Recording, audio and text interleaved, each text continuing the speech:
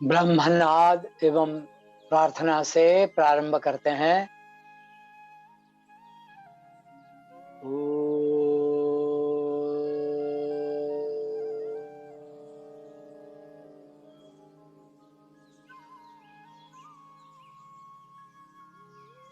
योगेन चित्तस्य पदेन वाचां मलं शरीरस्य च वैद्यकेन योपाकरोत्तं प्रवरं मुनीनां पतञ्जलिं प्राञ्जलिरानतोऽस्मि। ॐ शान्ति शान्ति शान्तिः।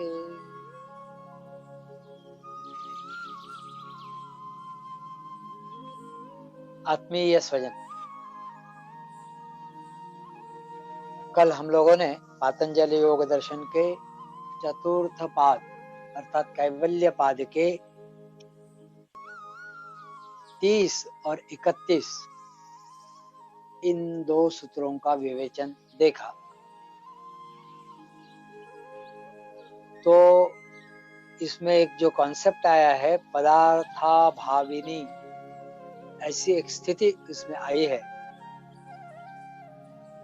तो वह जो भूमि है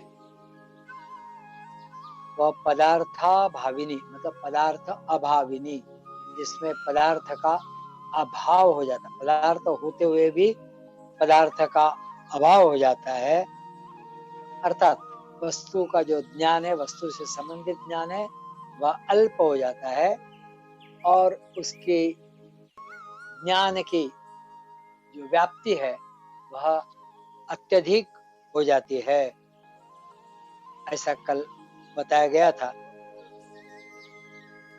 तो चित्त का आवरण मल यह पूर्णतः नष्ट हो जाने से ज्ञान को अनंत्य प्राप्त हो जाता है। अनंत्य मतलब बहुत विशालता, व्यापकता, सर्व समाहितता।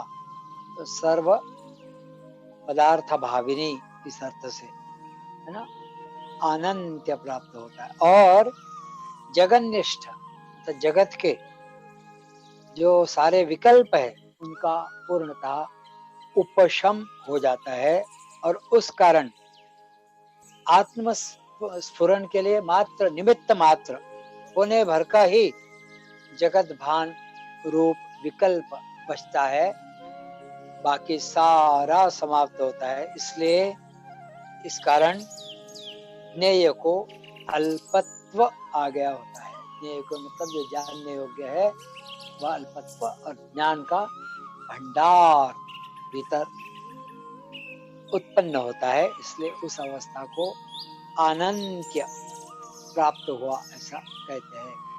इसलिए इसके आगे की अवस्था में क्या होता है यह अगले सूत्र में पतंजलि महामुनि बताते हैं। वह है 32वां सूत्र। ततः मतलब उससे, ततः कृतार्थानां परिणाम क्रम समाप्तिर्गुणानां, ऐसा यह 32वां सूत्र है। ततः कृतार्थानां, कृतार्थ हो जाते हैं। कौन, कैसे, क्या देखते हैं। और परिणाम क्रम की समाप्ति हो जाती है।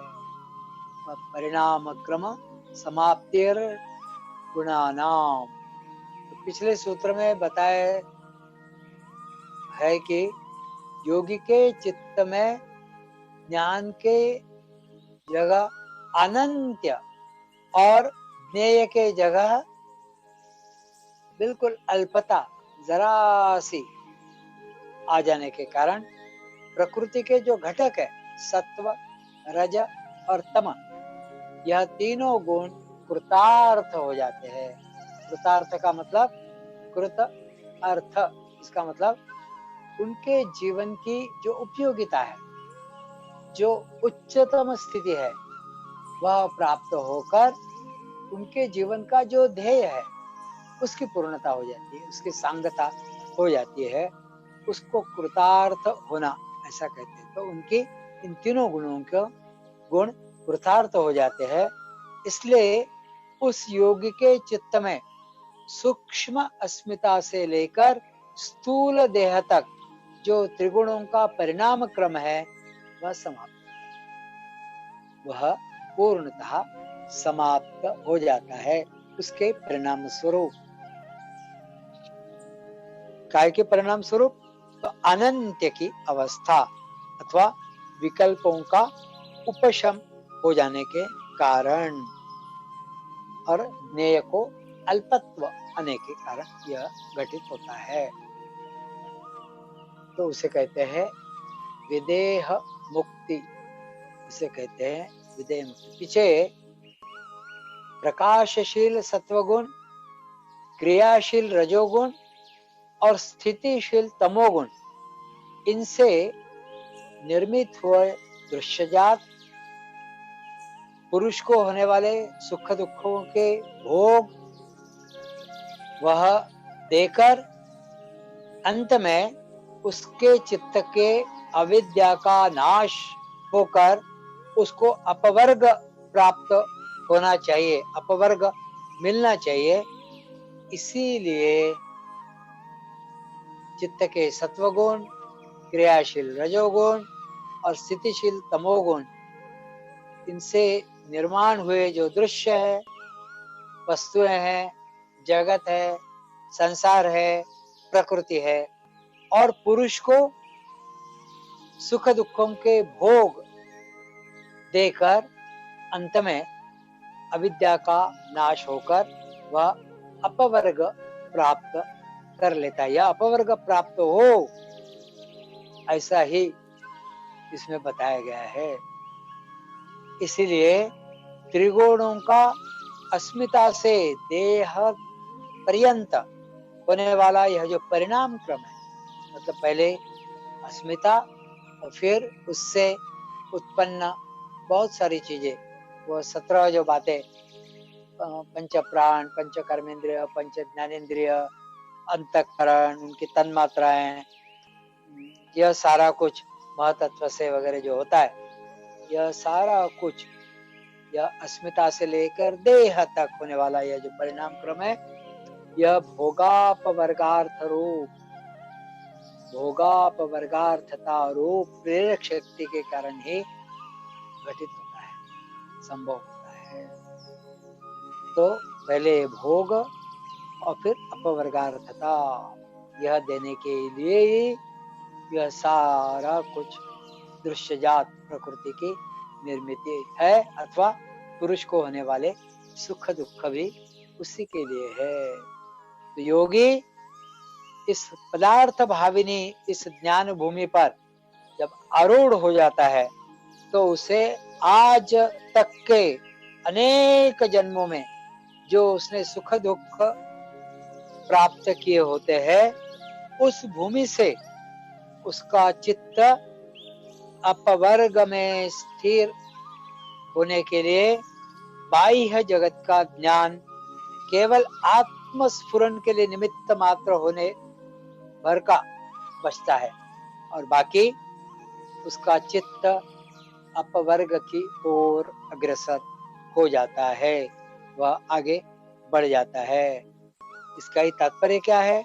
तो त्रिगुणों में जो भोगापवर्गार्थता प्रेरक शक्ति होती है, योगी इस भूमि पर आकर पहुंचा तब वह सारे कृतार्थ हो जाते हैं। यानी कृत मतलब है, अर्थ जिसका, कृत है अर्थ जिसका, अथवा जो सिद्ध हो चुके हैं ऐसा जिसका प्रयोजन है, सिद्ध होना यह जिनका प्रयोजन है, ऐसी यह कृतार्थता इस भूमि पर आकर यह भोगापवर्गार्थता हो जाती है। बहुत अच्छी बात बताई गई। भोगापवर्गार्थता का उच्चतम ध्येय कृतार्थ होना यही है ना? कृतार्थ हो जाना, या उसके जीवन का जो अंतिम उद्देश्य है वह पूर्ण हो जाता है। अर्थात फिर इन त्रिगुणों के परिणाम क्रम की समाप्ति हो जाती है। यानी त्रिगुण स्वरूप महतत्व से अहंकार, अहंकार में से पंच तन्मात्रा, उनमें से अंतःकरण, पंच प्राण, पंच कर्मेंद्रिय, पंच ज्ञानेन्द्रिय और पंच भौतिक स्थूल देह, मतलब पृथ्वी, आप, तेज, आकाश, वायु आदि से निर्मित देह आदि परिणाम स्पंद जिस क्रम से होते हैं, उस क्रम के, उस परिणाम क्रम की परिसमाप्ति हो जाती है, होती है।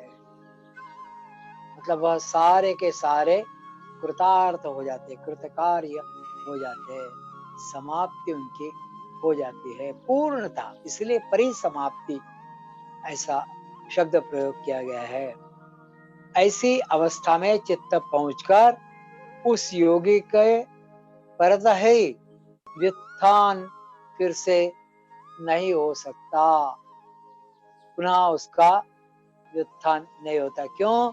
क्योंकि व्युत्थान होने के लिए चित्त में कुछ परिणाम स्पंद शेष रहने चाहिए या होने चाहिए, तो ही उनको प्रेरक हेतु कुछ हिस्सा बचेगा तो हो सकता है, लेकिन वह बचता नहीं है, इस कारण होता ही नहीं है, इसलिए व्युत्थान होता ही नहीं है।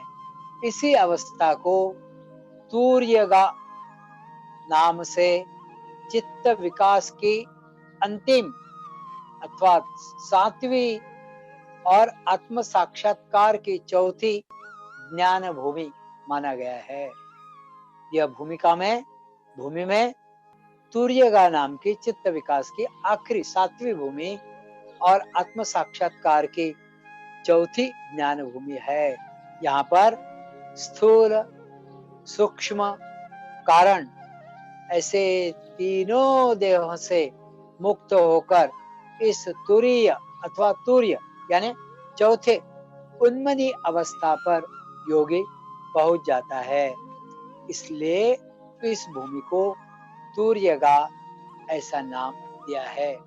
पीछे तृतीय पाद के 22वें सूत्र में कर्म का सोपक्रम और निरूपक्रम यानी शीघ्र विपाकी और चिर विपाकी कर्म, शीघ्र विपाकी त्वरित फल देने वाले और चिर विपाकी बहुत लंबे अंतराल में फल देने वाले कर्म, ऐसे दो प्रकार बताए गए हैं। संपूर्ण निरोध रूप समाधि साध्य होना चाहिए, इसलिए योगी के चित्त में जो अधिमात्र तीव्र संवेग होता है वह सोपक्रमा का फल है, त्वरित फल है वह सोपक्रम का, और इसके सामर्थ्य से ही योगी इस तुर्यगा भूमि पर आरूढ़ होता है। लेकिन योगी का स्थूल शरीर जिस कर्माशय से निर्मित होता है वह कर्माशय निरूपक्रम यानी चिर विपाकी कर्म में अंतर्भूत होता है। तो नया देह निर्मित होने के लिए जब कर्माशय ही नहीं बचा तो उसका कर्माशय का जो कारण मूल क्लेश है वे क्लेश समाप्त हो जाते हैं और वे धर्ममेध समाधि से निवृत्त हो जाते हैं। उस कारण इस भूमि पर जो योगी पहुंच जाता है उसको पुनर्जन्म अर्थात नहीं रहता है, वह जन्म मृत्यु के फेरे से बाहर हो जाता है। लेकिन जिस कर्म क्षय के कारण उसका यह प्रकृत देह मतलब अभी का वास्तविक वर्तमान का जो देह निर्मित हुआ है वह निरूपक क्रम के अंतर्भूत होता है। उस कारण इस देह का अस्तित्व उस कर्म का परिपाक जब तक नहीं होता है तब तक बचा रहता है, तब तक यह बचा ही रहता है। इसलिए योगी व्युत्थान रहित ऐसी गाढ़ समाध्य अवस्था में यदि गया भी तो उसका जो शरीर है वह कुछ काल तक लोगों को वैसा ही दिखता है। वह तुर्यावस्था में है, कर्म का परिपाक हो चुका है, व्युत्थान रहित अवस्था है, बहुत गाढ़ी घनघोर समाध्य अवस्था है। ऐसा होने के बावजूद उसका शरीर कुछ समय तक इतर लोगों को, अन्य लोगों को दिखता रहता है। यही तुर्यगाव अवस्था है, यही तुर्यगा अवस्था है। इसी प्रकार यहाँ पर त्रिगुणों के परिणाम क्रम की समाप्ति होने के कारण उस योगी का चित्त समाधि में संपूर्णता से निरुद्ध हो जाता है और उसका शरीर मात्र सृष्टि के नियमानुसार उसकी विघटना धीरे धीरे होती रहती है और फिर शरीर और प्राण का योग जब तक नहीं होता है तब तक जीवमान अवस्था में वह रहता है। और फिर जैसे ही प्राण का वियोग हो जाता है शरीर के साथ, शरीर मृत हो जाता है और वह योगी लोक दृष्टि से भी विदेह मुक्ति की अवस्था को प्राप्त हो जाता है। पहले ही वह मुक्त अवस्था में होता है, लेकिन बाद में वह उसका देह भी, शरीर भी मृत हो जाता है। तो लोक दृष्टि से भी लोगों के लिए भी उसका शरीर मृत हो गया, तो विदेह मृत्यु को वह प्राप्त हो जाता है। इस प्रकार इस सूत्र में परिणाम क्रम समाप्ति होती है ऐसा बताया है। इस परिणाम क्रम का स्वरूप अगले सूत्र में पतंजलि महामुनि बताते हैं। वह सूत्र है 33वां, क्षण प्रतियोगी परिणाम परांत निग्राह्य क्रमः। क्या है इसका अर्थ? तो इस परिणाम क्रम, यह जो परिणाम क्रम है इसका क्षण प्रतियोगी रहता है। यानी एक क्षण से वह विलक्षण ऐसे अगले क्षण में प्रचय के आश्रय से, प्रचय का मतलब होता है समूह, प्रचय के आश्रय से रहता है। समूह में, समूह के आश्रय से वह रहता है। यही उसका क्षण प्रतियोगित्व है। इस प्रकार वह विशिष्ट परिणाम प्रवाह के अपरांत अपर्यंत यानी आखिरी के क्षण तक, क्षण पर्यंत निशेषत्व से वह ग्रहण किया जाता है। ऐसा यह सूत्र बता रहा है। थोड़ी क्लिष्टता सी है इसमें, लेकिन देखते हैं विवरण इसका। योग दर्शन के बिल्कुल आखिरी जो निर्वाण की स्थिति है और इसलिए अत्यंत महत्व के यह सूत्र प्रतिपादित किए जा रहे हैं। तो परिणाम क्रम का स्वरूप बताने वाला यह सूत्र बीच में ही यहाँ पर बताया है। कायदे से देखा जाए तो वहां विधेयावस्था आ गई और वैसे ही अवस्था आ गई, लेकिन यहाँ पर यह परिणाम क्रम का स्वरूप बताने वाला एक सूत्र बीच में ही आ रहा है। तो शास्त्रकार हर समय ऐसी पद्धति अपनाते हैं कि किसी भी पदार्थ का स्वरूप, लक्षण अथवा व्याख्या यह अवश्य जब है, आवश्यक जब है, तब वह पहले बताकर फिर उसकी सिद्धांत चर्चा करते हैं। और योग दर्शनकार पतंजलि महामुनि ने भी योग, चित्तवृत्ति, अभ्यास, वैराग्य, संप्रज्ञात और असंप्रज्ञात समाधि आदि का इत्यादि का स्वरूप पहले ही पाद में उन्होंने बता दिया है। और अब इस अंतिम पाद में और उसके बिल्कुल लगभग अंतिम सूत्र में, क्योंकि यह 32वां 33वां सूत्र है और 34वें सूत्र से तो समाप्ति होना है, तो इस सूत्र में वह कैवल्य, जीवन मुक्ति, विदेह मुक्ति आदि विषयों के बारे में अत्यंत महत्व की चर्चा जब चल रही होती है, तो वह बीच में ही परिणाम क्रम का स्वरूप बताते हैं। इसका कारण यह है कि पिछले सूत्र में एक बहुत महत्वपूर्ण ऐसी एक शंका उत्पन्न होती है और उसका निराकरण करने के लिए यह सूत्र यहाँ बीच में आया है। पीछे यह बताया है कि आत्मज्ञान अवस्था में अविद्या का नाश होता है और अविद्या मूलक सर्व जगत, अविद्या का नाश हो तो जाता है, फिर अविद्या मूलक सारा जगत नष्ट क्यों नहीं होता? ऐसी शंका उपस्थित कर उसका निराकरण भी किया गया है। यहाँ शंका उसी स्वरूप की है। तो 32वें सूत्र में ऐसा बताया है कि त्रिगुण कृतार्थ हो जाने के कारण उसके परिणाम क्रम की समाप्ति होती है।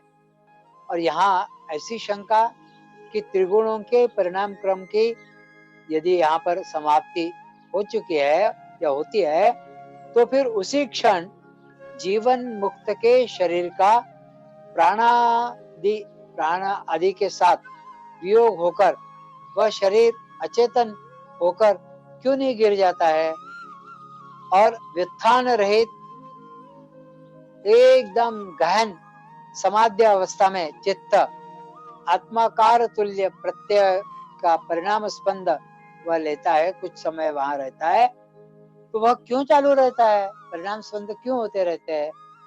ऐसे यहाँ पर शंका ली है। तो परिणाम और परिणाम क्रम, इन दोनों का जो भेद है वह थोड़ा सा ध्यान में लेने की आवश्यकता है। तो यह फिर शंका दूर हो जाएगी और परिणाम क्रम का जो स्वरूप है वह इस सूत्र ने पहले ही बता दिया है। प्रतिक्षण परिणामीनो की भावा रुते चिति शक्ते है। इस सिद्धांत के अनुसार समाधि काल में भी योगी के स्थूल सूक्ष्म शरीर में स्थूल तुल्य परिणाम स्पंद चालू रहते हैं, अर्थात वे चालू रहते हैं तब तक स्थूल और सूक्ष्म देह जीवमान अवस्था में रहता ही है, बना रहता है।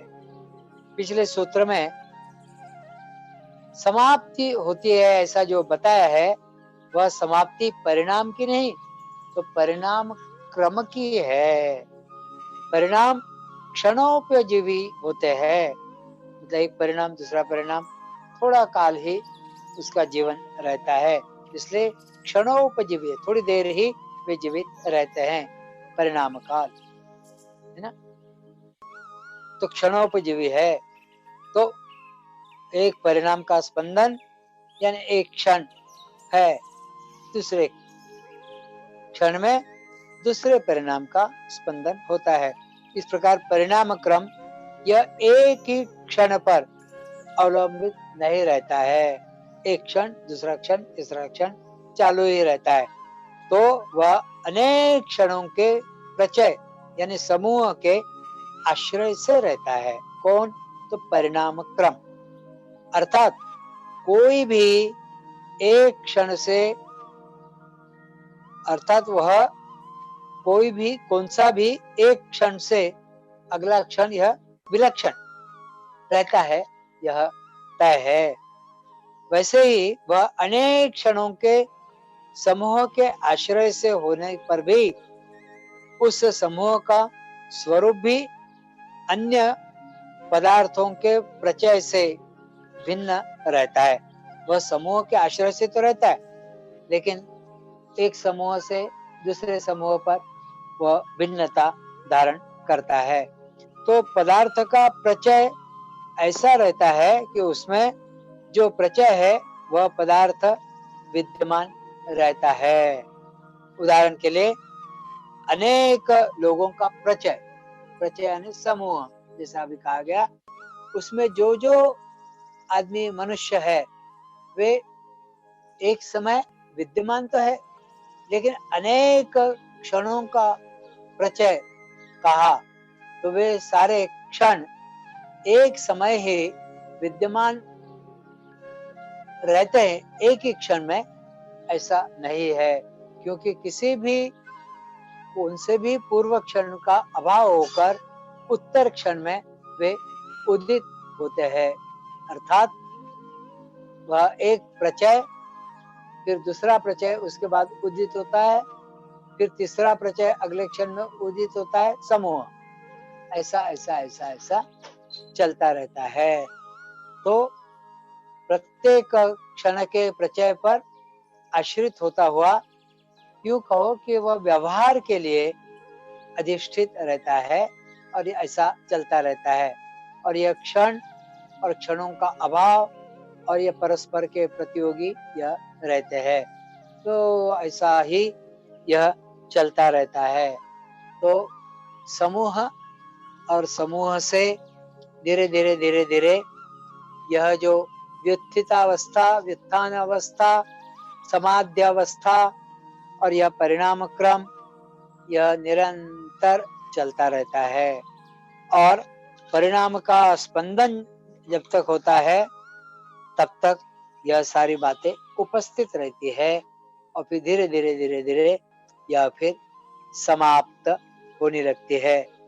तो अंतिम जो स्थिति है ज्ञान भूमि, उसको तूर्यगा ऐसा कहा था, अभी थोड़ी देर पूर्व विवेचन में आया था।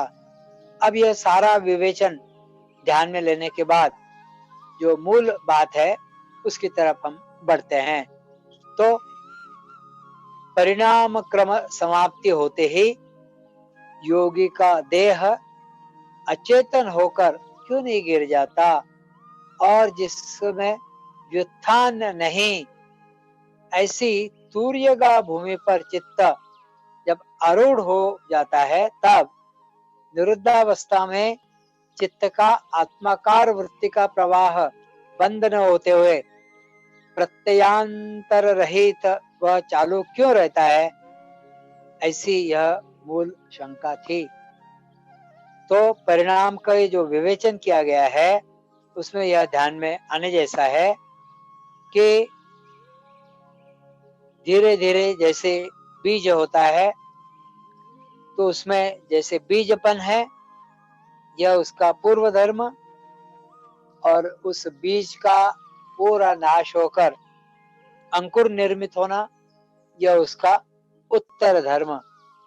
इन दोहों के मध्य में, इन दोहों में व्युत्थान संस्कार यह पूर्व धर्म और निरोध संस्कार यह उत्तर धर्म है। ऐसे दो धर्म हैं। बीज पहले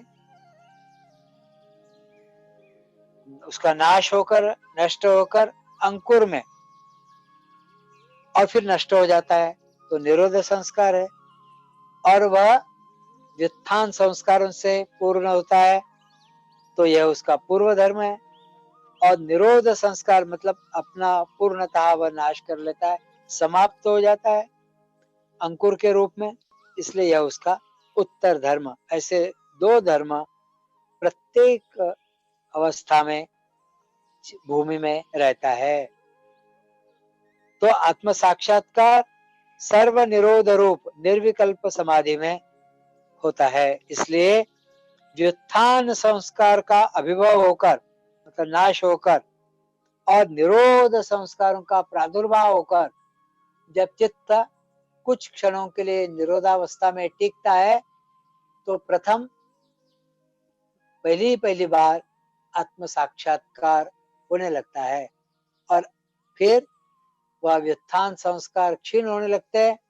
क्षीणतर और क्षीणतम होने पर फिर निरोध संस्कार बलवत, बलवत्तर और बलवत्तम होते हैं। तो इस प्रकार व्युत्थान संस्कार और निरोध संस्कार यह काम करते हैं, और तब उस स्थिति तारतम्य से सत्वापत्ति, असंशक्ति, जिस मात्रा से वह क्षीण होते जाएंगे और निरोध संस्कार जिस मात्रा में प्रबल होते जाएंगे उस प्रतिशत उतने प्रतिशत योगी समाधि अवस्था से जागृत अवस्था में आना उसका कठिन हो जाता है। जितना जितना निरोध संस्कार बलवान होता है, प्रबल होता जाता है, उतनी मात्रा में योगी का समाधि से जागृत अवस्था में आना कठिन हो जाता है। मतलब निरंतरता से वह समाधि अवस्था में ही उतने अधिक देर तक वह बना रहता है। यह बात हमने समझनी चाहिए। एक बार बीज का बीजपन समाप्त हो गया तो उसका वह धर्म पुनः प्रकट नहीं हो सकता। बीज का एक बार नाश हुआ तो पुनः पुनः अंकुर से वह बीज में वापसी यात्रा उसकी नहीं हो सकती, क्योंकि वह वर्तमान अवस्था से अतीत अवस्था में चला गया होता है। उसी प्रकार एक बार व्युत्थान संस्कार का पूर्णतः क्षय हो गया, वह अतीत अवस्था में चला गया, तो पुनः वह वर्तमान अवस्था में नहीं आ सकता, वह संभव ही नहीं है। अर्थात यहाँ से आगे क्या, तो सर्व निरोध रूप निर्विकल्प समाधि या फिर अखंड रूप से टिकी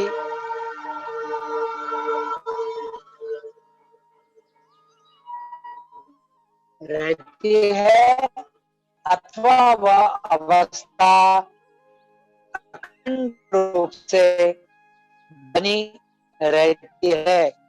फिर वहां से व्यक्ति जो संस्कार होगा वो साक्षी सूर्यगा नाम की अंतिम ज्ञान भूमि कहा गया है। इस भूमि पर योगी स्वतः अथवा परतः फिर उसका व्युत्थान नहीं होता है, और उसका कारण यह कि योगी के चित्त का व्युत्थान संस्कार पूर्णतः अतीत अवस्था में चला जाता है और चित्त सर्वथा उपशांत हो जाता है। अर्थात फिर निरोध परिणाम का प्रशांत प्रवाह अखंड रूप से चलता रहता है, यह सहज ही है। इस प्रकार निरोध परिणाम की प्रशांत वाहिता, यह जैसे पिछले सूत्र में बताई है, तो त्रिगुणों की परिणाक्रम प्रांति, परिणाक्रम समाप्ति होने तक यह चलती ही रहती है। इस निर्विकल्पावस्था में सत्व गुण का उद्रेक होता है और सत्वम सुखे संजयति, भगवत गीता में 14वें अध्याय में 90वें श्लोक में आए हैं। इस सिद्धांत के अनुसार यहाँ पर चित्त आत्म सुख में निमग्न हो जाता है। यह अवस्था जब तक रहती है तब तक सत्व गुण कृतार्थ हुआ नहीं रहता है। उलट ऐसा भी कहा जा सकता है कि उसका प्रत्यवाय नहीं, अर्थात सत्व गुण कृतार्थ होने तक यह अवस्था टिकी रहती है। मतलब सत्व गुण अभी कृतार्थ नहीं हुआ है, वह भी कृतार्थ होना जरूरी है।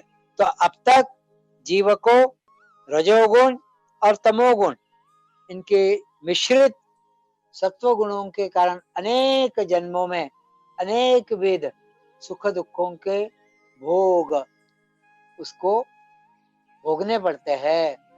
तो वह गुण उतनी देर के लिए कृतार्थ तो हो जाते हैं, लेकिन भोगापवर्गार्थता, जब भोगार्थता पूर्ण हो जाती है तब फिर ये धीरे धीरे समाप्त होने लगता है। अब जीव को अपवर्ग का सुख देना यह शुद्ध सत्व गुण का कार्य होना मात्र रह जाता है। तो अनेक जन्म कृत पुण्य पुंज परिपाक भूत, देखिए शब्द कैसा है, उपयोग क्या है, अनेक जन्म कृत पुण्य पुंज परिपाक भूत, ऐसी यह सहजानंद की अखंड रूप स्थिति कुछ काल तक बनी रहती है, टिकी रहती है। जीव योग की ओर कैवल्य सुख के अपेक्षा से आकृष्ट हुआ रहता है, तब वह कुछ काल के लिए समाधि सुख का अनुभव होने पर फिर वह सत्व गुण भी कृतार्थ हो जाता है। यह कृतार्थता उत्पन्न होने तक चित्त निरुद्धाकारता के साथ परिणाम वो उसका होता ही रहता है, घटित होता ही रहता है। इस प्रकार चित्त प्रथम निरोध संस्कार का प्रादुर्भाव होता है, फिर वे संस्कार कुछ क्षण टिकते हैं, फिर आत्मा साक्षात्कार होता है, फिर धीरे धीरे निरोध संस्कार बलवत्तर होते जाते हैं और फिर अंततः व्युत्थान संस्कार क्षीण होता जाता है और फिर चित्त की सत्वापत्ति, असंशक्ति और पदार्था भाविनी यह भूमिका उस पर चित्त धीरे धीरे आरूढ़ होता है और अंततः चित्त व्युत्थान संस्कार को पूर्णता वहां नाश होने के कारण निरोध संस्कार पूर्णत्व से व्युत्थान संस्कार का नाश होता है, तो निरोध संस्कार पूर्णत्व से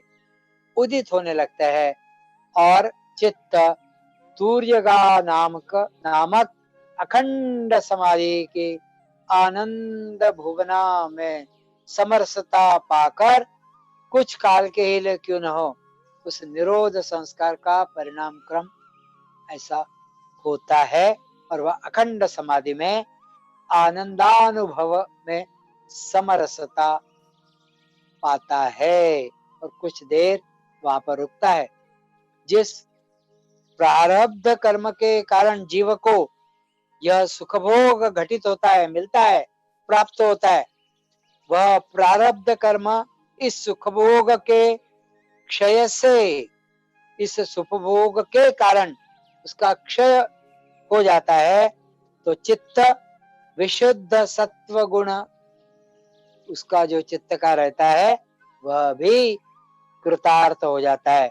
इस प्रकार तीनों गुण कृतार्थ होते ही चित्त का परिणाम स्पंद चालू रहने के लिए जो प्रेरक हेतु जो रहता है वह कोई भी नहीं बचता है और उस कारण चित्त पूर्णतः निरोध संस्कार का स्पंद भी उपशांत हो जाने के कारण अब उसका कोई प्रेरक हेतु वहां शेष रहता ही नहीं है। इसलिए पुनः व्युत्थान अशक्य हो जाता है, असंभव हो जाता है। तो धर्म लक्षण अवस्था इस प्रकार का परिणाम क्रम भी समाप्त हो जाता है। यही पिछले सूत्र में बताई गई परिणाम क्रम समाप्ति है। तात्पर्य क्या है? तो निरोध संस्कार का प्रथम प्रादुर्भाव होता है, वह उस निरोध परिणाम का पूर्वांत है और त्रिगुण कृतार्थ हो जाने के कारण निरोध संस्कार का पूर्णतः क्षय क्षण हो जाता है। उसके पूर्व उन क्षणों में निरोध संस्कार की अत्यंत क्षीण स्वरूप की जो विद्यमानता रहती है वह उस निरोध संस्कार का अपरांत है।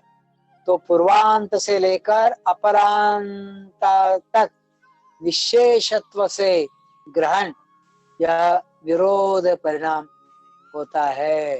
तो त्रिगुण कृतार्थ हो गए तो निरोध रूप परिणाम समाप्ति होती है और उस समाप्ति के बाद पुनः नया धर्म उदित होना चाहिए, वह पुनः नए नए धर्म लक्षण अथवा अवस्था ऐसे परिणाम होने चाहिए, ऐसा क्रम ही समाप्त हो जाता है।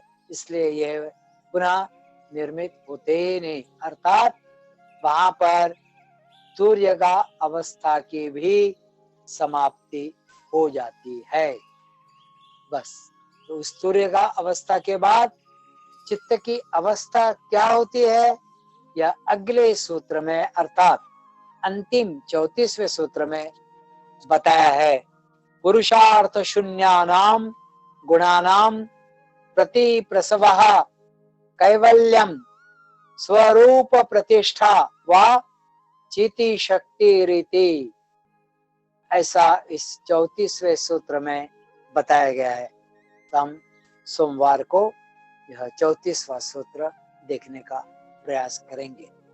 तो आज एक के बाद एक, एक के बाद एक और अंततः पूर्ण रूप से निरोध परिणाम होकर पूर्णता व्युत्थान संस्कार, इतना ही तो निरोध संस्कार भी वह पूर्णता अपरांत शांत हो जाते हैं, उनकी परिसमाप्ति हो जाती है और नए धर्म वहां उदित होने के लिए कोई लक्षण अथवा अवस्था परिणाम वहां रहते नहीं, उनका क्रम ही समाप्त हो जाता है।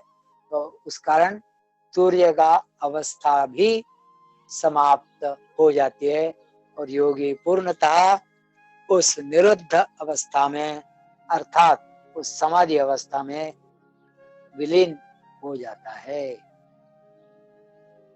प्रार्थना से यहीं पर समाप्त करते हैं। सर्वे भवन्तु सुखिनः,